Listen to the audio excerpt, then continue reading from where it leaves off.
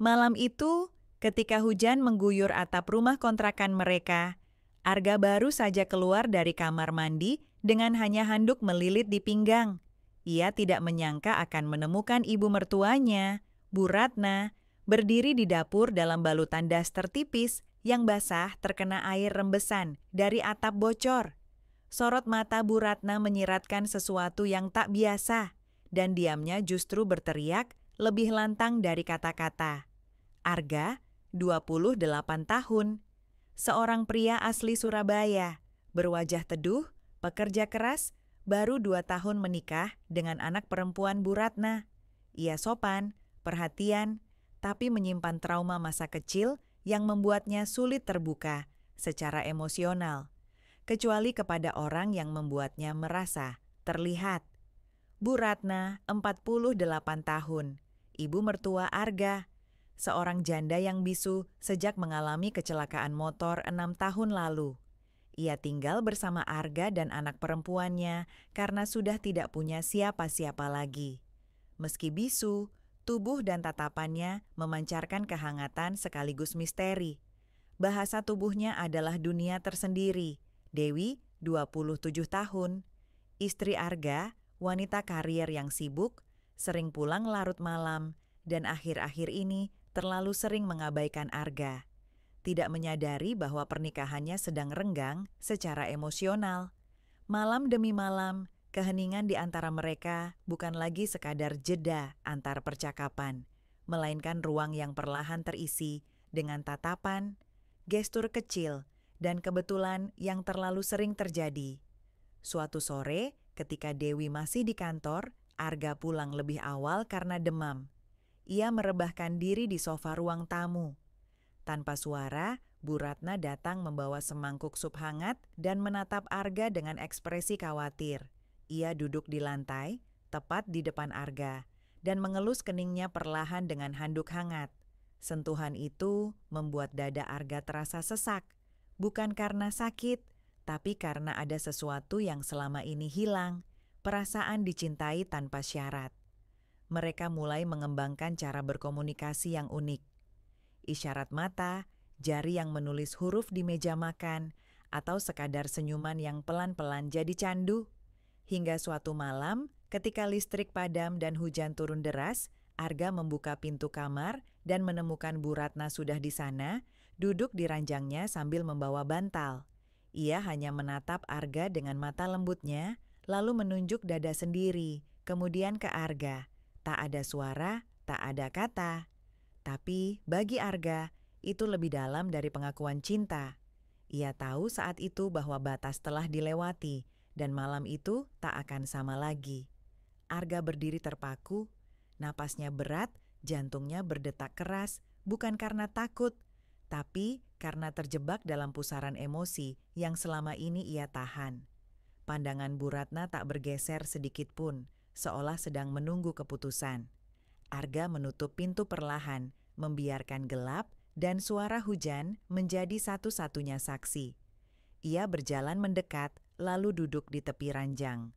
Bu Ratna masih memeluk bantal di dadanya, dan ketika Arga menatap wajahnya yang setengah tertutup rambut basah, ia baru sadar betapa cantiknya wanita itu. Tidak dengan cara muda seperti Dewi, tapi dengan cara yang dalam, yang menyimpan luka, sabar, dan hangat sekaligus. Bu Ratna mengangkat tangan, menyentuh pipi Arga dengan telapak tangannya yang kasar tapi lembut. Arga menutup matanya, membiarkan kehangatan itu menembus kulit dan hati yang sudah lama beku. Tangan itu turun ke dagunya, lalu ke dada, tepat di atas jantungnya yang berdetak cepat. Perlahan, ia menyandarkan kepalanya ke dada Arga, mendengarkan detak itu, dan Arga memeluknya.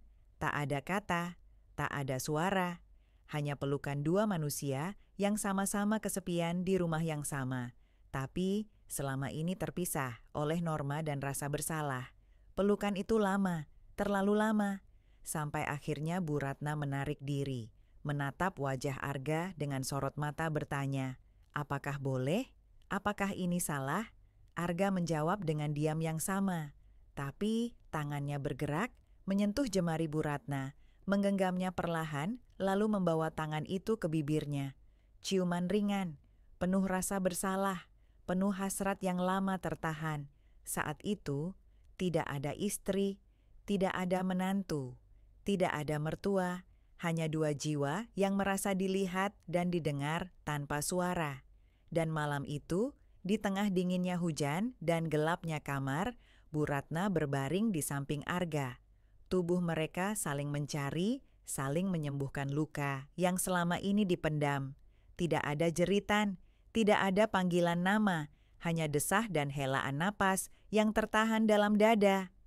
Ketika pagi datang, cahaya matahari menembus celah jendela yang basah. Arga terbangun lebih dulu. Ia menatap Bu Ratna yang tertidur memunggunginya, tubuhnya tertutup selimut. Ada perasaan bersalah, tapi juga lega. Ada ketakutan, tapi juga ketenangan. Ia menyentuh bahu Bu Ratna pelan. Perempuan itu berbalik, menatap Arga sebentar, lalu tersenyum kecil. Bibirnya bergerak, membentuk kata-kata tanpa suara. Arga tak bisa membaca bibirnya, tapi ia tahu arti dari tatapan itu. Dan saat itulah suara langkah kaki terdengar dari depan pintu rumah. Pintu dibuka. "Mas, aku pulang," suara Dewi terdengar ceria dari ruang tamu. Tubuh Arga menegang, ia menoleh ke arah pintu kamar, lalu ke Bu Ratna yang kini juga terdiam. Mereka saling tatap. Napas mereka menahan segalanya. Hubungan yang tak seharusnya baru saja dimulai. Arga melompat bangkit dari ranjang, buru-buru mengenakan kaos dan celana pendek yang tergeletak di kursi.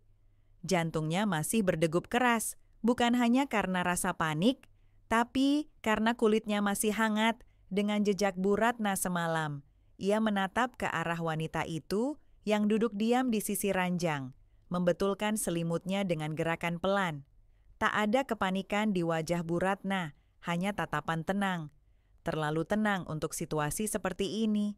Langkah kaki Dewi makin dekat, terdengar gemerincing kunci dan suara tas dijatuhkan di meja makan.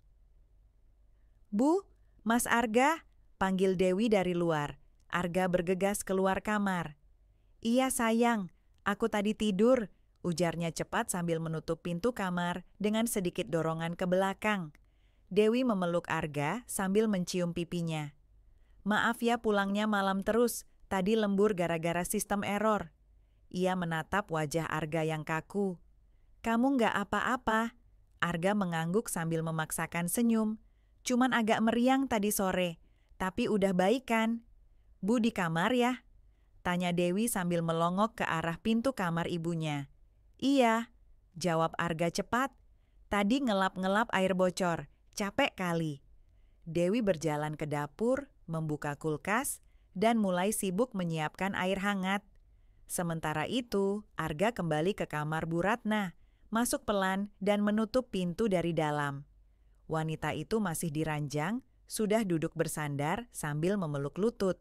Sorot matanya menatap kosong ke jendela. Arga mendekat, duduk di sampingnya, lalu menyentuh lengannya. Bu Ratna menoleh perlahan. Ia tidak tersenyum kali ini, hanya mengangguk kecil, seolah berkata bahwa semuanya akan tetap diam. Rahasia tersimpan dalam tubuh dan malam itu, tapi di dalam dada Arga, badai justru baru mulai terbentuk. Beberapa hari berikutnya, hubungan mereka seperti menari di atas benang tipis. Setiap pagi, Bu Ratna tetap memasakkan sarapan untuk Arga. Setiap malam, mereka tetap duduk di ruang TV menunggu Dewi pulang, seolah tidak ada apa-apa yang terjadi. Tapi ada momen-momen kecil. Lirikan yang terlalu lama, tangan yang saling bersentuhan waktu menyodorkan gelas, atau tatapan panjang sebelum salah satu dari mereka masuk kamar masing-masing. Arga mulai merasa gila. Tubuhnya masih menginginkan Bu Ratna, tapi pikirannya penuh dengan rasa bersalah pada Dewi. Meski akhir-akhir ini ia sadar Dewi pun seperti makin menjauh. Ada panggilan telepon yang ditolak buru-buru saat ia lewat. Ada senyum yang terasa palsu, tapi Arga terlalu lelah untuk mencurigai. karena dirinya pun menyimpan dosa yang lebih berat. Sampai suatu malam, saat Dewi pulang lebih larut dari biasanya, Arga yang belum tidur duduk di ruang tamu sambil menonton TV. Bu Ratna berdiri di pintu dapur, menyandarkan tubuhnya ke kusen. Ia memakai daster biru tua yang sudah mulai pudar warnanya, tapi masih menyimpan siluet yang mengusik. Mereka saling pandang dalam sunyi. Dan sebelum Arga bisa berpikir, Bu Ratna berjalan perlahan ke arahnya, lalu duduk di samping. Ia mengangkat tangan, menyentuh dada Arga, lalu menggenggam jari-jari pria itu dan meletakkannya di pahanya. Arga tak menarik tangannya, ia hanya menutup mata. Dan saat itu, kunci pintu depan berputar pelan. Dewi masuk. Dan matanya langsung menangkap pemandangan itu. Arga dan ibunya duduk terlalu dekat di sofa, tangan mereka bersentuhan, dan Bu Ratna menatap Arga dengan sorot yang bukan milik seorang ibu kepada menantunya. "Mas," suara Dewi pelan, nyaris tercekat. "Apa yang kalian?" Arga menoleh dengan panik. Bu Ratna menarik tangannya cepat, tapi semuanya sudah terlambat. Mata Dewi berkaca-kaca. Ia melangkah mundur, tangan menutup mulutnya. Air mata jatuh. "Aku nggak percaya." Suaranya gemetar. "Ibuku sendiri?" Bu Ratna berdiri, matanya merah. Ia mencoba melangkah ke arah Dewi, mengangkat tangan, berusaha menjelaskan. Tapi Dewi mundur lebih jauh. "Jangan sentuh aku," teriaknya. Dan malam itu, rumah kecil di sudut Surabaya itu tidak lagi sama. Dewi menghambur keluar rumah sambil menahan tangis. Hujan kembali turun malam itu, seolah langit ikut merasakan pecahnya sesuatu yang selama ini dipaksakan utuh. Arga hendak menyusul, tapi langkahnya tertahan oleh tangan Bu Ratna yang gemetar mencengkeram lengannya. Mereka saling pandang dalam gelap. Mata Bu Ratna menyiratkan ketakutan. Mulutnya terbuka, mencoba membentuk kata, tapi hanya udara yang keluar. Ia menggeleng pelan, entah menyesal, entah takut kehilangan segalanya. Arga menunduk, suaranya rendah dan patah. "Ini semua salahku, Bu."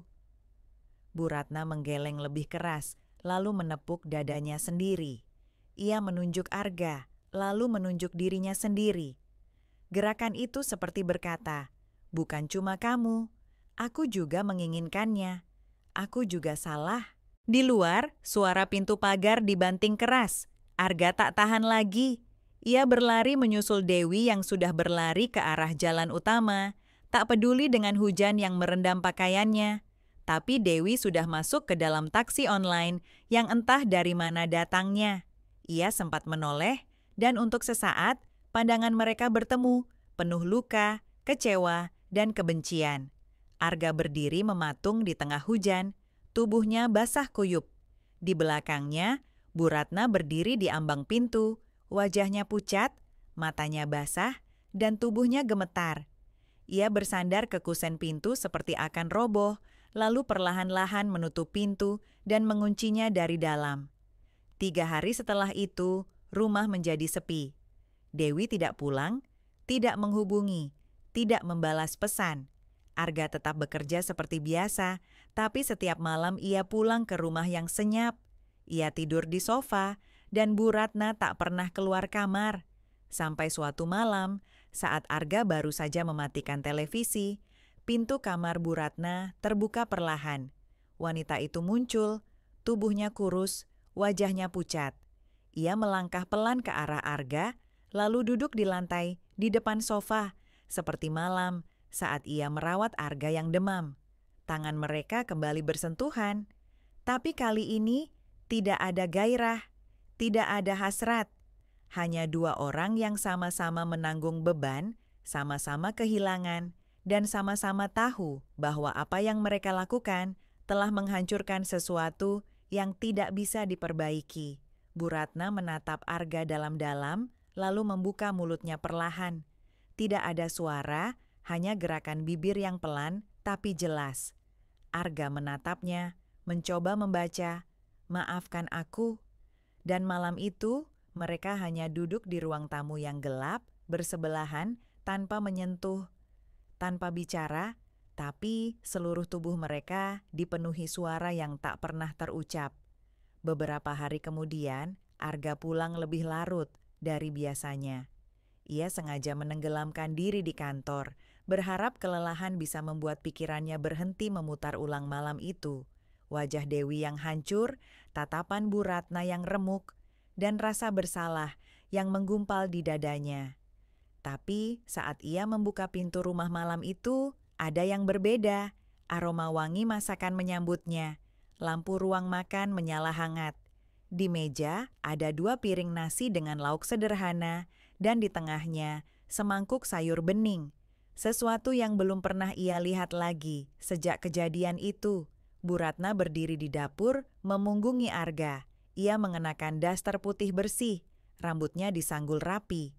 Saat mendengar langkah kaki Arga, ia menoleh pelan, lalu memberi isyarat dengan tangan agar ia duduk.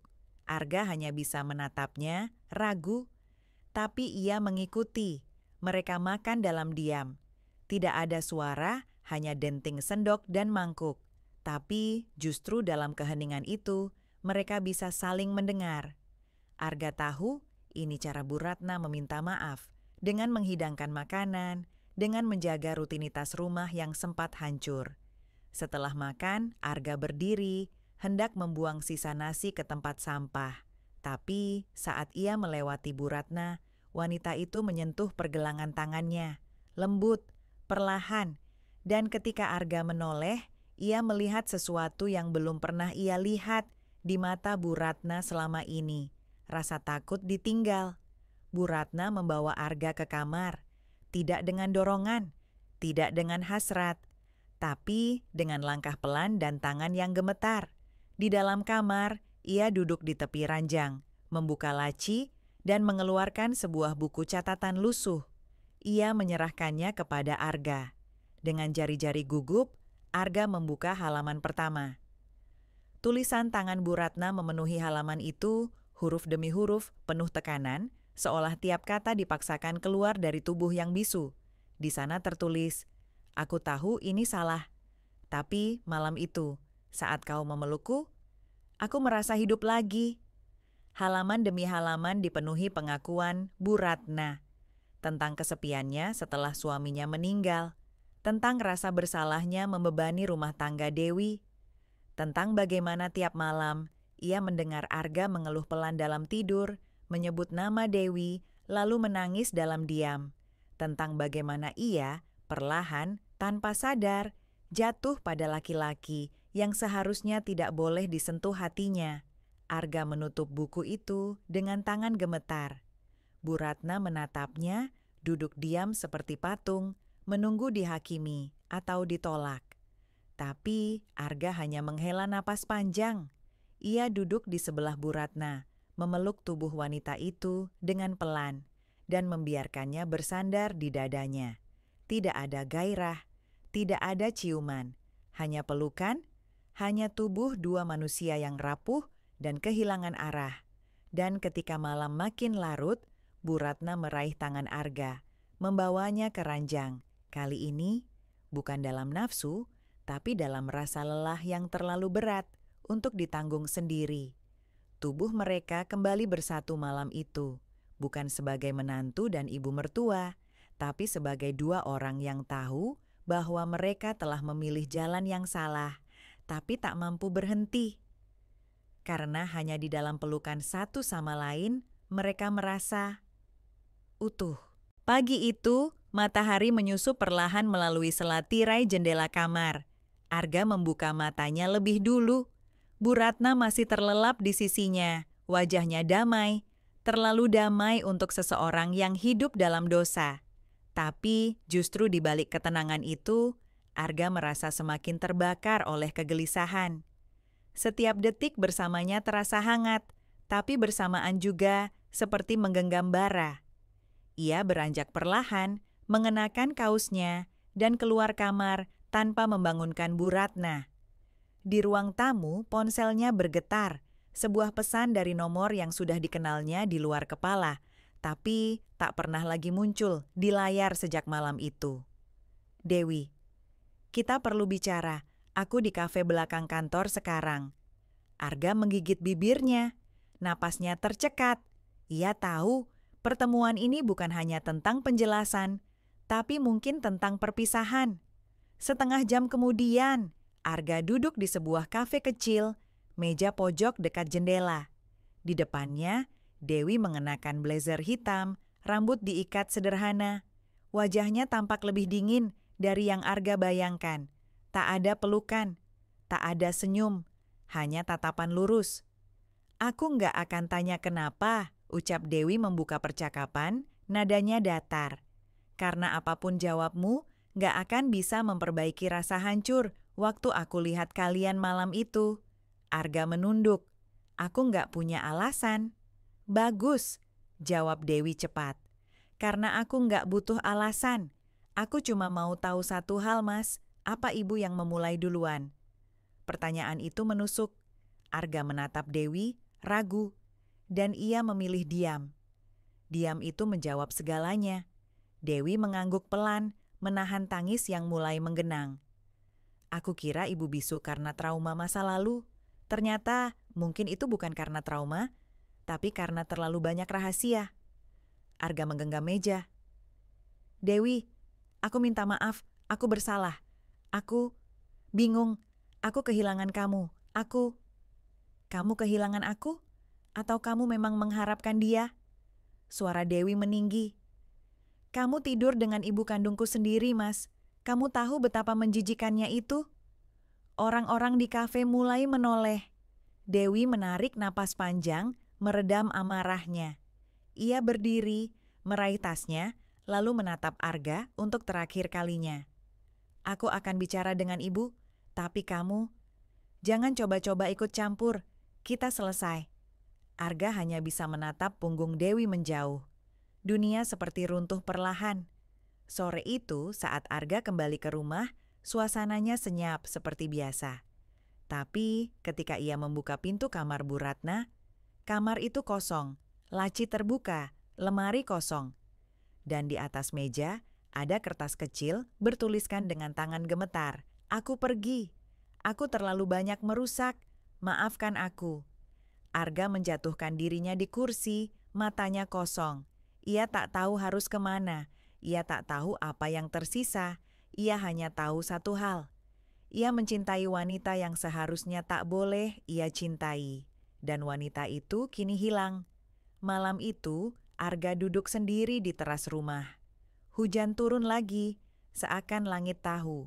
Setiap kenangan buruk yang menghantam hidupnya selalu datang bersama gemericik air dari langit. Di tangannya ada kertas kecil yang ditinggalkan Bu Ratna. Sudah lusuh, lembab, dan mulai sobek di pinggirnya karena terlalu sering diremas dan dibuka ulang. Setiap sudut rumah terasa hampa.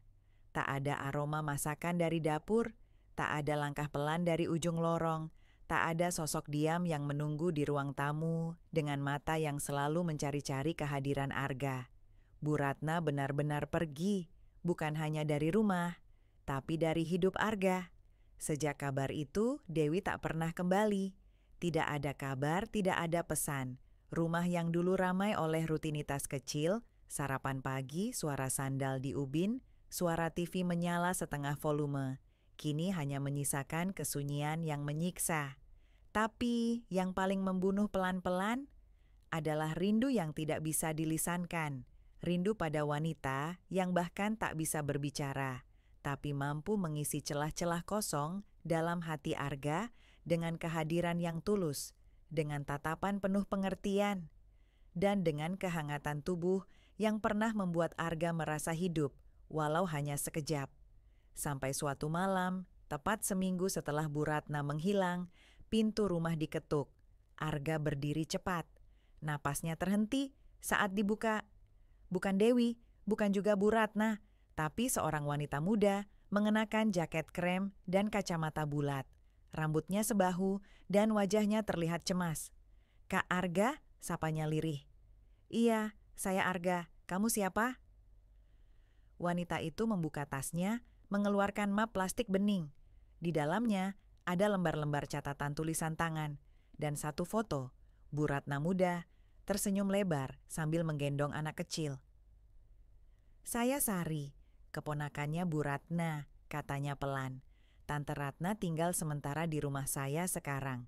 Tapi beliau sakit dan beliau terus nyebut nama Kak Arga. Dia nggak bisa nulis lagi, tapi dia nitipin ini buat disampaikan." Arga mengambil map itu dengan tangan gemetar. Lembar pertama adalah halaman baru dari buku catatan yang dulu pernah ditulis Bu Ratna. Tapi kali ini tulisannya lebih gemetar. Tidak serapi dulu, tinta hampir putus-putus, tapi tetap terbaca. "Kalau kau baca ini, berarti aku belum berani memaafkan diriku sendiri. Tapi aku juga belum bisa berhenti mencintaimu."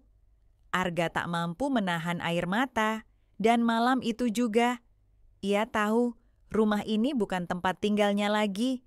Rumah itu telah pergi bersama Bu Ratna, dan satu-satunya arah yang bisa ia tuju adalah kembali mencari wanita yang telah mengambil separuh hatinya diam-diam, dalam sunyi, dalam bisu, dalam cinta yang tak seharusnya ada, tapi nyata.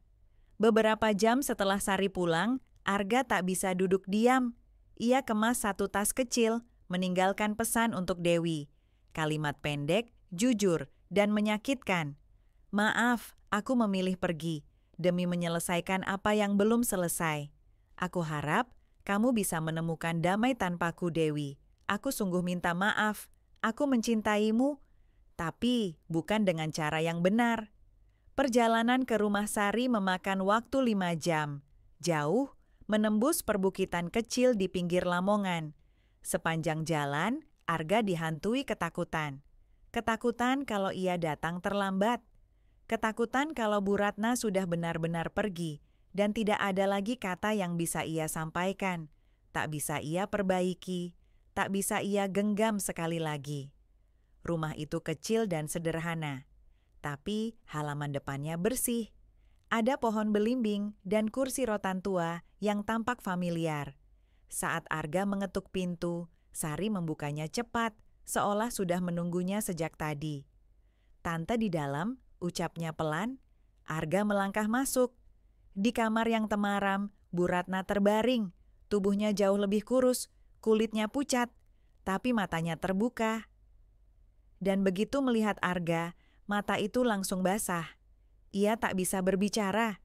Tangannya juga nyaris tak bisa bergerak. Tapi air matanya yang mengalir sudah cukup bicara. Arga duduk di sisinya, menggenggam tangan yang dingin dan lemah itu. "Maaf aku lama nyari ibu," bisiknya. "Tapi aku di sini sekarang dan aku nggak akan pergi."